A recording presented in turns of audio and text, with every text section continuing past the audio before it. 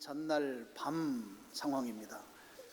시간적으로 따지면 십자가를 지시기 약 12시간도 채 남지 않은 시간에 일어났던 일들을 요한복음 14장부터 기록해 주고 있습니다. 예수님께서 전날 저녁에 저녁 식사를 좀 하시고 제자들과 함께 식사하시다가 또 제자들의 발을 씻겨주시는 일을 하셨습니다. 그런 다음에 이제 제자들을 모아놓고 예수님이 이 땅에 안 계시고 이제 하늘나라로 가시기 때문에 가신 이후에 제자들이 어떻게 살아야 할지에 대해서 14장, 15장, 16장에서 제자들에게 자세하게 말씀을 주십니다. 이것을 이제 학자들은 다락방 강화 이렇게 말합니다. 마가의 어머니 집인 마리아의 집 2층 홀을 우리가 다락방으로 한국말로 번역을 했어요. 그래서 이곳에서 예수님께서 제자들에게 가르쳐 주셨다 그래서 다락방 강화 이렇게 말씀하고, 마태복음 그 앞에 부분에 보면 산상수훈이 있어요. 그래서 그 수훈이라는 말을 따서 다락방 수훈 이렇게도 표현합니다. 그것이 이제 14장, 15장, 16장 말씀이고요. 그 다음에 17장에는 예수님께서 기도하신 기도문이죠. 가장 긴 기도문이 기록되어 있습니다. 그리고 이제 18장에 와서 예수님께서 체포되셔서 십자가의 길을 가시는 그 내용을 기록해 놓고 있습니다. 그 1절 말씀을 다시 여러분 보시겠습니다. 예수께서 이 말씀을 하시고 다락방 강화를 하신 것이죠. 그리고 제자들과 함께 기드론 시내 건너편으로 나가시니 그곳에 동산이 있는데 제자들과 함께 들어가시니라 그랬습니다. 기드론 시내는 기드론 골짜기이죠.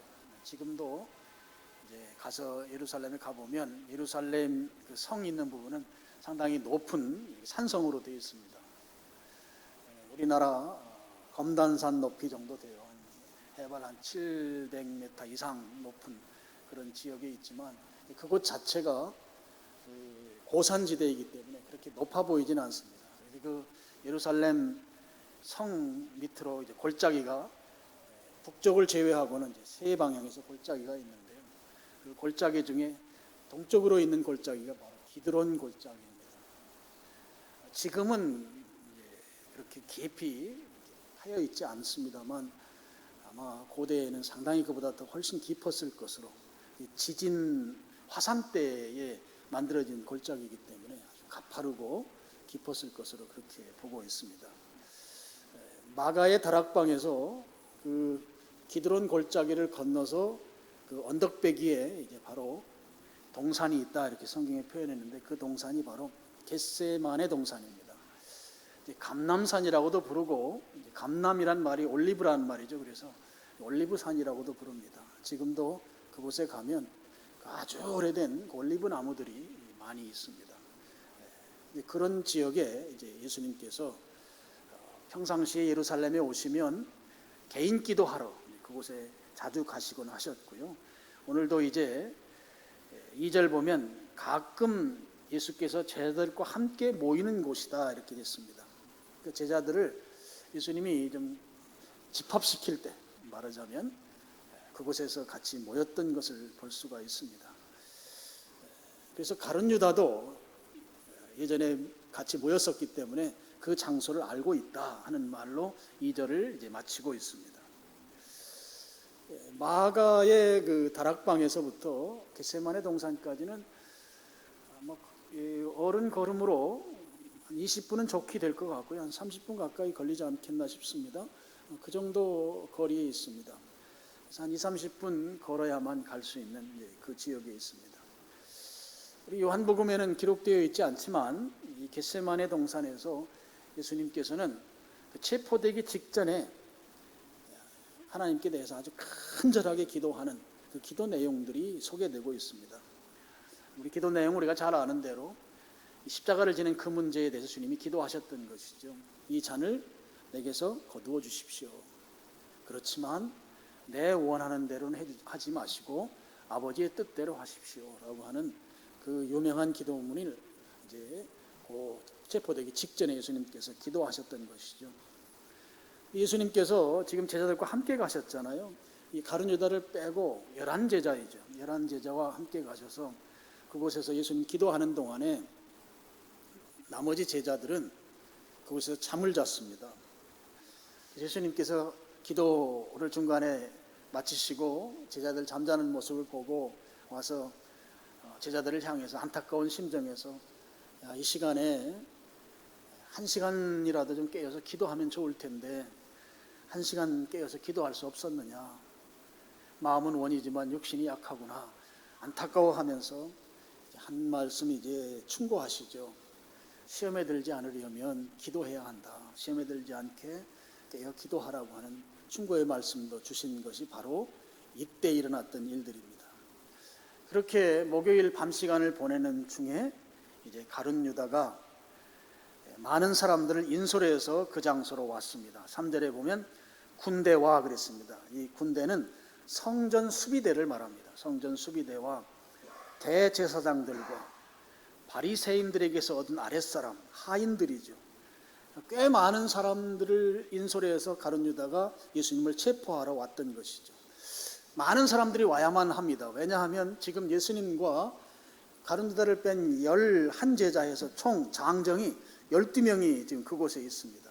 근데 이 12명이 있는데 예수님을 체포하려면 나머지 제자들이 가만히 두고 보겠습니까? 거기에서 저항을 하거나 아니면 또 다른 사람들이 합세해서 예수님 체포하지 못하게 하면 그 체포 작전이 허사로 들어가기 때문에 꽤 많은 사람들이 예수님 체포하려고 그 장소로 올라왔던 것이죠. 지금 가룟 유다가 인솔하고 있어요. 그럼 가룟 유다는 예수님의 제자들과 함께 있다가 언제 빠져나갔는가 하면 주님과 함께 저녁 식사를 하고 하는 도중에 예수님께서 마지막으로 가룟 유다에게 회개할 것을 촉구하죠. 그래서 예수님이 그 떡을 하나를 가룟 유다에게 주면서 가룟 유다가 그 떡을 받잖아요. 떡으로 표현됐지만 빵이죠. 주식이 빵을 줬는데 그 빵 조각을 건네받을 때 예수님이 그런 말씀하죠. 이 빵 조각 받은 사람이 바로 나를 팔자다. 그 소리를 듣고 가룟 유다가 이제 자기의 그 속마음이 탄로났잖아요. 그래서 거기에서 바로 문을 박차고 나갑니다. 그럼 그 길로 그 가룟 유다가 어디로 갔을까? 아마도 대제사장은 어떻게 해서든지 예수님을 체포해서 죽이려고 하는, 그 예수님이 지금 인기를 얻고 있고 사람들이 예수님께로 다 휩쓸려가는 것에 대해서 아주 못마땅하게 여기던 대제사장들이 지금 예수님을 어떻게 해서든지 그들 사이에서 제거하려고 마음먹었던 사람들, 그 사람들을 만나러 가는 것이죠. 그 예수님의 핵심 측근인 가룟 유다가 예수님을 팔려고 모의 작당하고 있는 대제사장들을 만나러 왔으니 얼마나 환영받겠습니까? 와서 예수님을 넘겨주겠다는 것이죠. 그러면 우리가 돈을 주겠다. 그래서 성경에 보면 은 30로 나와요. 이 은 30세겔입니다. 은 30세겔을 받고 예수님을 그들에게 넘겨주기로 합의를 했던 거예요. 30세겔은 히브리 이스라엘 돈인데요. 세겔 단위가 1세겔은 4데나리온입니다. 한 데나리온은 하루 품삯이에요. 요즘 품삯이 비싸잖아요. 요즘으로 계산하면 하루 품삯을 20만 원으로 잡으면 한 데나리온, 한 세겔이 4데나리온이니까 약 한 2,400만 원 정도 되는 돈이에요. 그 2,400만 원을 받고 예수님을 그들에게 넘겨주기로 그렇게 협약을 맺었던 것이죠. 그러면서 나름대로 예수님 체포 계획을 세우고 그 체포 작전대로 움직였던 것 같습니다. 가만히 보면 그들이 체포 작전을 세웠던 것 중에는 밤중에 체포하자 그런 거 있었던 것 같아요. 왜냐하면 낮에 체포하려고 했다가 지금 예루살렘에 있는 많은 사람들이 예수님을 지지하고 따르고 있잖아요. 예수님을 체포하려고 할 때 사람들이 가만히 있지 않겠죠. 요즘식으로 말하면 항의 데모하거나 아니면 달려들어서 예수님 체포 못하도록 물리적으로 충돌이 일어날 수 있겠죠. 그러니까 밤중에 사람들 잠자는 시간에, 조용한 시간에 예수님 체포하자. 밤중에 예수님 만나러 온 것입니다. 그리고 어두우니까 예수님인지 예수님 제자인지 분간하지 못할 것에 대비해서 가룟 유다가 요한복음에 나와 있지 않지만 내가 입맞추는 그분이 바로 예수님입니다. 그분 체포해야 된다.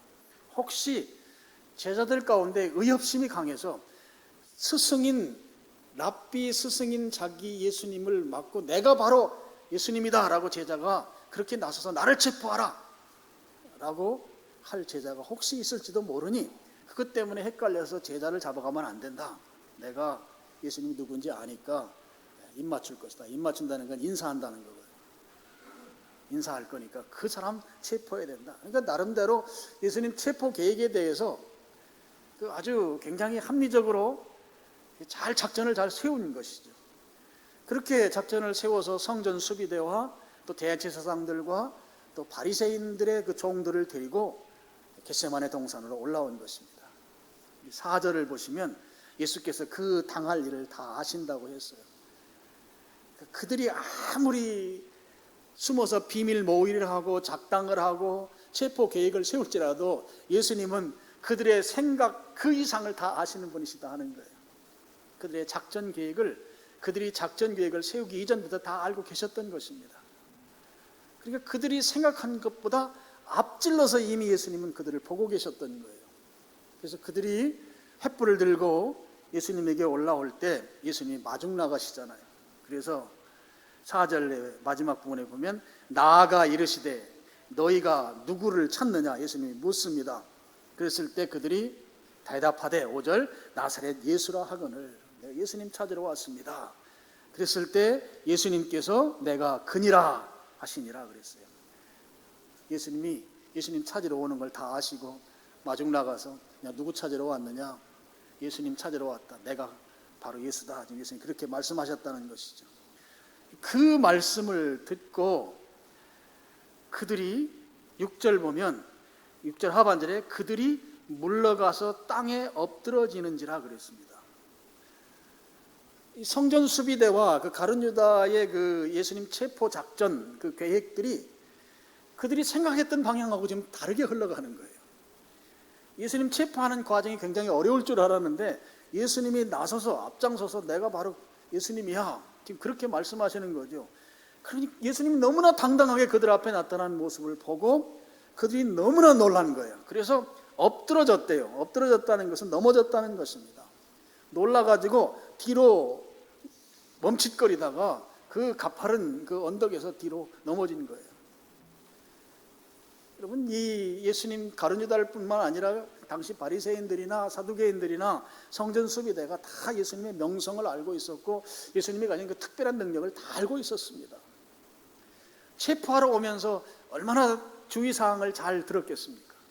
잘못하면 제자들이 체포하는데 강력하게 저항할 것이다. 아니면 주변 다른 사람들이 예수님 체포 못하게 만들 거다. 지금 예수님의 인기가 하늘을 찌르는데 예수님 체포해서 제거해야 하는데 제거하는 이 일이 잘못하면 그르칠 수 있다. 정신 바짝 차려야 된다.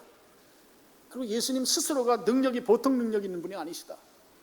그러니까 이들이 예수님을 체포하러 오면서도 아주 극도의 긴장감을 갖고 올라왔을 것이 분명하죠.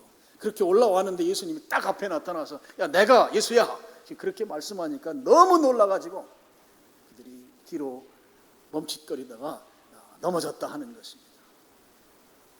넘어진 그들을 보고 예수님이 재차 물으시죠. 7절에 이에 다시 누구를 찾느냐 물으셨습니다. 그랬더니 그들이 예수님이다 말했어요. 예수님께서 또 다시 말씀하는 거죠. 8절에 예수께서 대답하시 너희에게 내가 그니라. 예수님이 두 번 확인하십니다. 그런 후에 예수님께서 아주 중요한 말씀을 하세요. 8절 하반절입니다. 나를 찾거든 이 사람들이 가는 것을 용납하라 하시니 그랬습니다. 예수님께서 너희들이 지금 나를 잡으러 왔느냐? 그렇다면 두 번 확인했어요. 그렇다면 내가 순순히 잡혀갈 줄 터이니까 지금 나와 함께하고 있는 이 11 제자들은 체포하면 안 된다 이 말씀이에요. 제자들은 체포하지 말고 집으로 돌아갈 수 있도록 그들을 돌려보내라 그런 말씀입니다. 지금 체포하기 위해서 적어도 12명을 체포할 수 있는 그보다는 훨씬 많은 숫자가 지금 그곳에 체포하러 올라왔어요. 그래서 그들을 전부 다 체포해 갈 수도 있어요. 그것을 예수님께서 아시고 야, 내가 아주 순순히 너희들에게 체포당해 줄 거야. 그러니까 지금 나와 함께하고 있는 이 제자들만큼은 손대지 마라. 이들은 집으로 순순히 돌아갈 수 있도록 보내줘. 지금 그 말씀을 예수님께서 8절 하반절에 지금 하고 계신 것이죠. 여러분, 예수님은 다 아신다고 4절에 말씀하셨어요. 체포된 이후의 상황들을 다 아세요. 그러니까 예수님께서는 체포당하시고 그날 밤새도록 신문을 당하시고 그 다음날 주무시지도 하나도 못하고 십자가에 달려서 그 고난당할 걸 다 아시는 그 상황입니다. 근데 그 순간 그 상황을 바로 직전에 두시고 예수님께서는 예수님을 따르는 제자들의 그 안전, 제자들을 지키고 보호하시는 일에 전적으로 지금 나서고 있다고 하는 것을 8절 하반절이 명확하게 우리에게 교훈해 주고 있는 것입니다. 예수님 앞에 지금 험난한 일이 있습니다. 감당하기 어려워서 그 문제를 놓고 간절하게 기도를 3번씩이나 하셨습니다. 그만큼 예수님 앞에 있는 그 큰 난제를 앞에 두고 있음에도 불구하고 제자들만큼은 다치면 안 된다 하는 거예요. 제자들만큼은 그들에게 체포되면 안 된다 하는 거예요. 제자들만큼은 그들에게 고난당해서는 안 된다 하는 것이죠. 내가 너희들에게 잡혀줄 터이니까 제자들만큼은 안전하게 집으로 돌려보내달라. 그런데 오늘 읽진 않았습니다만 베드로가 나서가지고 칼로 같이 온 무리 가운데 한 사람이 말고로 이름이 나오죠. 말고의 귀를 잘라버리는 거예요. 큰일 났습니다. 이건 적어도 다른 제자들은 잡혀가지 않더라도 예수님 더하기 베드로만큼은 확실하게 잡혀가는 거죠. 요즘 식으로 표현하면 폭력, 살인, 미수, 걸면 다 걸릴 수 있는 죄가 지금 베드로에게 지금 다 걸려 있는 거예요. 예수님께서 깜짝 놀라신 것입니다. 제자들만큼은 안전하게 지켜주셔야 하는데 그렇게 지키기로 지금 예수님께서 제자들을 향해서 가지고 있는 그 마음이 지금 자칫 잘못하면 베드로가 이게 체포되게 생긴 것이죠. 그래서 서둘러서 그의 귀를 잘라낸 그 귀를 다시 붙여주고 요한복음에 나오지 않았지만 그러면서 오히려 베드로를 책망하시잖아요. 예수님 앞에 있는 그 험난한 일이 앞에 있음에도 불구하고 제자들의 안전을 위해서 온 마음을 다 쓰고 계시다고 하는 것을 오늘 말씀을 통해서 우리가 알 수가 있습니다. 여러분, 예수님은 어떤 분이세요? 오늘 성경에 나오는 예수님 스스로는 희생하시더라도 제자들만큼은 안전하게 끝까지 보호하시고 지키시고 인도하시는 분이시다 하는 것이에요. 오늘 예수님만큼은 희생하고 예수님만큼은 고난을 당하고 예수님은 온갖 박해를 다 받을지라도 제자들만큼은 안전해야 한다 하는 것입니다. 제자들만큼은 끝까지 보호하시겠다고 하는 것이 예수님의 마음이신 거예요. 요한복음 10장 11절에 보면 예수님 스스로를 소개하기를 나는 선한 목자라고 소개합니다. 이 선한 목자는 양들을 위해서 목숨을 버리는 선한 목자예요. 양을 살리고 나는 죽는다는 거예요. 양이 죽어도 괜찮은데 양은 짐승이니까. 근데 그 양은 살리고 오히려 목자가 죽는 그런 목자로서 예수님이시다 하는 것이죠. 오늘 그 선한 목자 되신 예수님이 오늘 우리의 주님이신 줄로 믿습니다. 오늘 예수님이 우리들의 선한 목자이신 것을 믿습니다. 여러분들 그 예수님이 선한 목자이신 것을 당신은 희생하고 당신은 죽을지라도 우리만큼은 안전하게 지켜주시고 보호하시는 분이시라는 것을 여러분이 오늘 말씀을 통해서 확실하게 믿으시길 축원합니다. 제가 이 말씀을 묵상하면서 제 마음속에 뚜렷하게 떠오른 성경 구절이 하나가 있었어요. 이게 바로 이사야서 53장 5절 말씀입니다. 우리 같이 스크린 보고 읽겠습니다. 그가 찔림은 우리의 허물 때문이요 그가 상함은 우리의 죄악 때문이라. 그가 징계를 받음으로 우리는 평안을 누리고 그가 책찍에 맞음으로 우리는 나음을 받았도다. 우리 스크린에 이 문장 배열을 잘 해놨어요.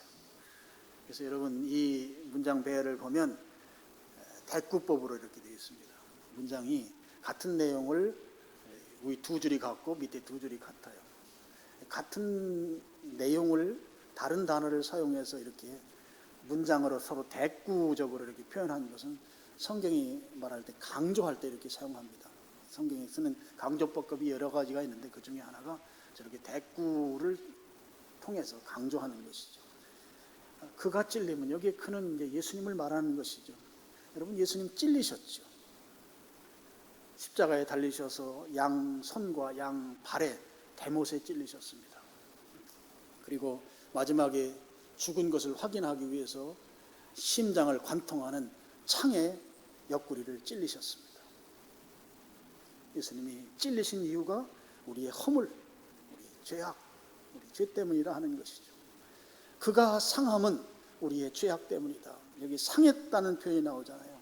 상했다는 말은 이 히브리어 원어를 보면 짓밟히고 뭉개진 것을 말해요. 예수님이 십자가상에서 뿐만 아니라 채찍에 맞음으로 그 살이 다 뭉개지고 했던 그 부분들을 우리가 상상해 보면 예수님께서 상한 이유가 무엇이냐 하면 우리의 죄악 때문이다 하는 것입니다. 근데 여기 이사야서 53장 5절에 나오는 이 말씀에서 찔리고 상했다고 하는 말은 원래 사람에게 쓰는 표현이 아니에요. 사람이 못에 찔리고 또 살이 짓밟히고 뭉개지고 이럴 이유가 없잖아요. 사람에게 쓰는 표현이 아니고 짐승을 잡아서 속죄 제물로 쓸 때 그때 쓰는 표현입니다. 속죄 제물에 쓰는 표현이에요. 짐승에게 쓰는 표현이에요. 여러분, 구약 시대에는 인간의 죄를 용서받기 위해서 어떻게 했는가 하면 짐승 한 마리를 끌고 성전에 올라가서 대제사장 앞에서 보통 양이 많이 사용됐죠. 그 짐승의 머리 위에 손을 얹고 내 죄를 거기에 고백합니다. 짐승의 안수를 하고. 그러면 이 의식을 행하면 이 내 죄가 짐승에게로 옮겨가요. 이걸 전가된다고 해요. 그래서 이 짐승에게 내 죄를 전가시킨 의식으로 짐승 한 마리를 가지고 제사장 앞에 가서 머리에 손을 얹고 안수해서 옮겨요. 그러면 이제 그때부터 이 양은, 이 짐승은 속죄양이 돼요. 그럼 이 속죄양은 어떻게 하는가 하면 두 다리를 묶습니다. 묶고 칼로 목에 있는 동맥을 찔러요. 그래서 거기서 피를 다 쏟게 만들어요. 제가 이 양을 잡아서 피를 쏟는 그런 경험을 한 번도 안 해봐가지고 잘 모르는데, 예전에 우리 교회에서 우리나라에 모세가 지은 성막과 똑같은 사이즈로 지어진 성막이 있어요. 수원 옆에 가면 거기를 갔는데 거기 이제 설명해주는 목사님이 그러시더라고요. 양, 염소 뭐 이런 짐승들 가운데 이 목에 동맥을 잘랐을 때 피를 썼는데 염소는 소리를 지른다는 거예요. 근데 양은 아무 소리도 안 지른대요. 양의 특징이라는 거예요. 제가 그 소리 듣고 제가 깜짝 놀랐어요. 그러니까 예수님의 그 모습이 양에서 보였기 때문이죠. 이 양은 자기 피를 다 쏟아도 아무런 이 울음소리 하나 내지 않고 그대로 죽어간다는 거예요. 저 어렸을 때 시골에서 이제 명절 앞두고 이제 막 돼지를 잡으면 돼지 그 울음소리가 동네를 다 시끄럽게 해요. 다른 짐승들은 그렇게 시끄러운데 양은 그렇지 않다는 것이죠. 그렇게 피를 다 쏟으면 그 피를 받아서 번제단에 올려서 불에 태웁니다. 그리고 양을 또 가죽을 벗기고 살과 뼈를 분리해서 또 역시 번제단에 올려서 다 태우는 예식을 합니다. 그러니까 지금 양에게 전가된 죄를 그렇게 불에 다 태움으로 인해서 치르는 그 의식이 바로 속죄 제사예요. 구약 시대에는 그렇게 제사를 드렸어요. 히브리서에 보면 짐승으로 드리는 제사는 온전한 제사가 되질 못해요. 우리의 죄를 온전히 해결하지 못하는 것이죠. 그래서 반복해야 하고, 반복하지만 짐승은 온전히 사람의 죄를 대신하지 못하는 그런 약점이 있습니다. 그 이유는 그것이죠. 성경에 보면 동태복수법이라고 그래요. 동일한 형태로 복수한다고 하는 법입니다. 이제 대표적으로 표현되는 것이 눈에는 눈, 이에는 이죠. 죄에 대해서 그 죄값을 갚으려면 반드시 사람의 죄는 사람이 갚아야 된다고 하는 것이 바로 동태복수법이죠.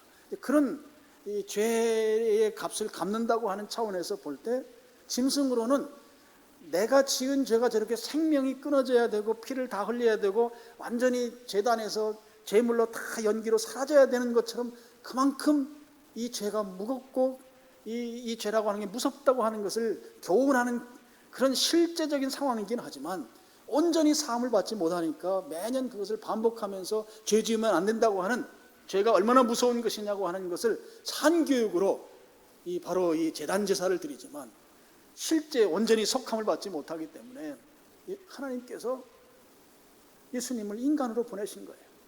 인간으로 보내신 예수님이 바로 속죄 양이 되셔서 오늘 그분이 죽음으로 말미암아 비로소 인간의 죄를 온전히 용서함 받을 수 있는 그런 기회를 얻게 되었다고 하는 것이죠. 바로 이것이 이사야서 53장 5절이 우리에게 주는 말씀입니다. 예수님께서 십자가를 지심으로 인해서 우리는 두 가지 은혜를 받게 돼요. 다시 오늘 놓고 보시면 그 세 번째 줄에 그가 징계를 받음으로 우리가 나음을 평화를 누린다 그랬습니다. 예수님께서 십자가에 돌아가심으로 말미암아 그동안 하나님과 화목하지 못했던, 평화롭지 못했던 그 관계가 회복된다고 하는 것이죠. 예수님이 속죄양이 되어주심으로 말미암아 우리가 온전하게 죄 용서함을 받고 그러므로 말미암아 하나님과 관계가 회복되어지는, 평화를 누리는, 여기에 평화는 샬롬입니다. 진정한 샬롬을 누리게 되는 것이죠. 그리고 또 한 가지의 은혜가 있습니다. 그것은 그가 책찍에 맞음으로 우리가 나음을 받았다. 책찍에 맞음으로 인해서 두 번째 줄에 나오는 것처럼 상함이 예수님 몸에 생긴 거예요. 몸에 짓눌리고 뭉개진 그런 육신의 몸을 갖게 된 것이죠.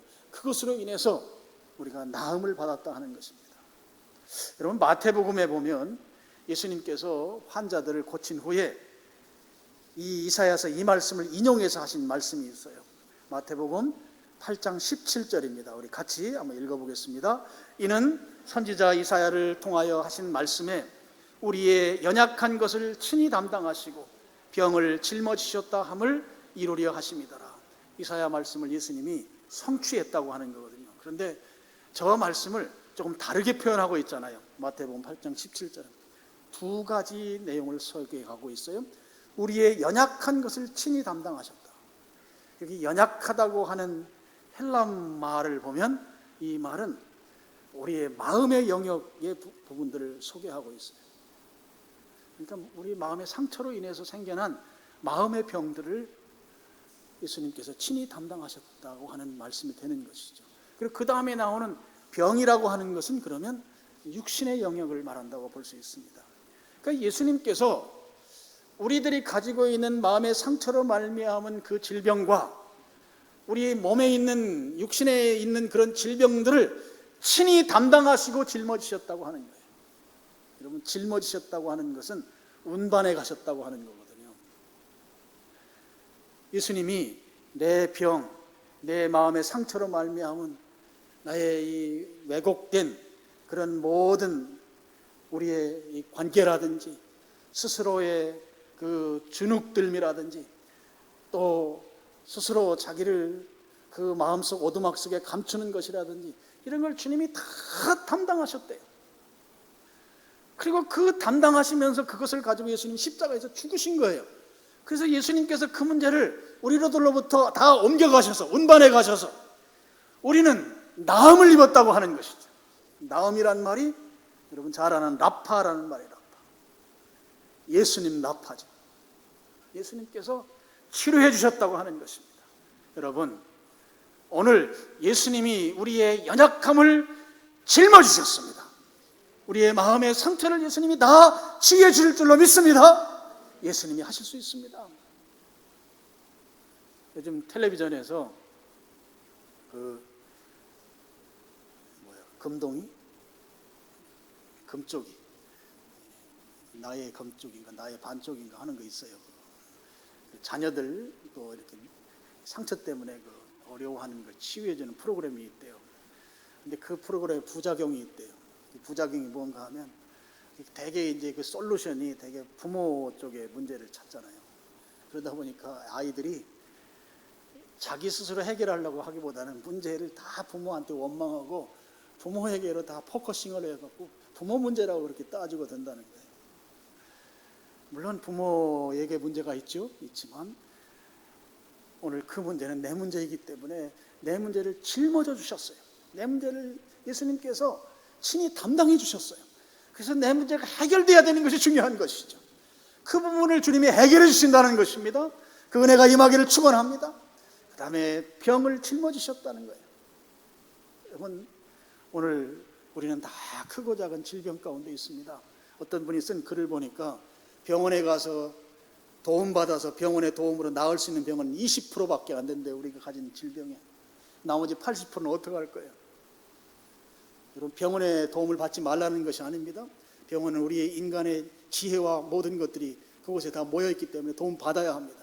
그렇지만 실제적으로 치유하시는 분은 주님이신 줄 믿으시길 바랍니다. 나머지 80%도 주님은 능히 치유할 수 있는 분이신 것이죠. 그 은혜가 임하기를 축원합니다. 오늘 우리의 연약함, 우리의 질병, 주님이 친히 짊어지셨어요. 주님이 나음을 주시는 것이죠. 오늘 그 은혜가 임하기를 원합니다. 그 은혜가 여러분에게 임하기를 축원합니다. 이 사실을 믿으시길 원합니다. 주님은 능히 낫게 하시는 분이신 거예요. 여러분, 의학적인 것들은 수단인 것이죠. 주님은 치유자이시고 의학적인 것은 돕는 것들인 거예요. 그런 돕는 것들을 통해서 치유의 은혜를 입으시면 되는 거예요. 여러분, 약을 10번 먹을 거 한 번 먹고 나는 거, 주님, 거기에 주님의 치유의 은혜가 있는 것이죠. 주님의 그 은혜가 있기를 축원합니다. 생수만 잘 마셔도 약 먹은 사람보다 건강하기를 축원합니다. 여러분, 예배에 잘 참석하는 것은 우리의 영적인 치유까지 이루어지는 놀라운 일이 일어나요. 예배를 참여 잘 했는데 예배 가운데서 치유의 은혜가 임할 줄로 믿습니다. 여러분, 그 은혜가 여러분에게 있기를 원해요. 오늘날 주님이 치유해 주시지 않으면, 주님이 우리의 병을 친히 담당하시고 짊어주시지 아니하시면 우리는 건강하게 살아갈 재능이 전혀 없는 사람들이에요. 주님의 은혜가 임하기를 원합니다. 주님께서 그렇게 해 주신 것이죠. 오늘 본문에 보면 주님께서 체포되시면서, 체포된 거로 끝나는 게 아니고 밤새 신문당할 것이고 십자가에 돌아가실 것이에요. 고난당하실 것, 이로 말할 수 없는 고난을 앞에 두시면서 주님이 하신 말씀은 제자들만큼은 체포하면 안 된다는 거예요. 제자들만큼은 안전해야 된다는 거예요. 제자들만큼은 끝까지 지키시기로 주님이 작정하신 것이에요. 그래서 말구의 길을 자른 베드로가 체포될까 봐, 체포 그 이상의 어떤 벌을 받을까 봐 급하게 서둘러서 그 길을 붙여주고 오히려 베드로를 충고하는 주님의 모습이 나타나는 것이죠. 말씀의 결론입니다. 예수님께서 체포하시면서 하신 말씀이, 나는 체포에 가더라도 제자들만큼은 집으로 돌려보내달라. 여러분, 이 말씀을 하셨어요. 그러면서 9절에 이는 아버지께서 내게 주신 자 중에서 하나도 잃지 아니하였사옵나이다 하신 말씀을 응하게 하려 합니다. 그랬습니다. 여러분, 아버지께서 내게 주신 자 한 사람도 잃지 않는다. 이 말씀은 17장 12절에 보면 예수님께서 기도하셨던 내용이에요. 17장 12절 그 옆에 있습니다. 내가 그들과 함께 있을 때에 내게 주신 아버지의 이름으로 그들을 보전하고 지키었나이다. 그 중에 하나도 멸망하지 않고, 이렇게 되어 있습니다. 제자들만큼은 주님이 끝까지 지키시겠다는 것이죠. 끝까지 보호하시겠다는 것입니다. 끝까지 인도하시겠다는 거예요. 끝까지 도우시겠다는 것이죠.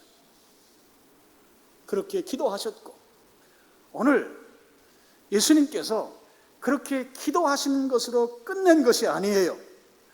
그 기도가 이루어지도록 기도대로 주님은 직접 구체적으로 행하셨다고 하는 것이 중요합니다.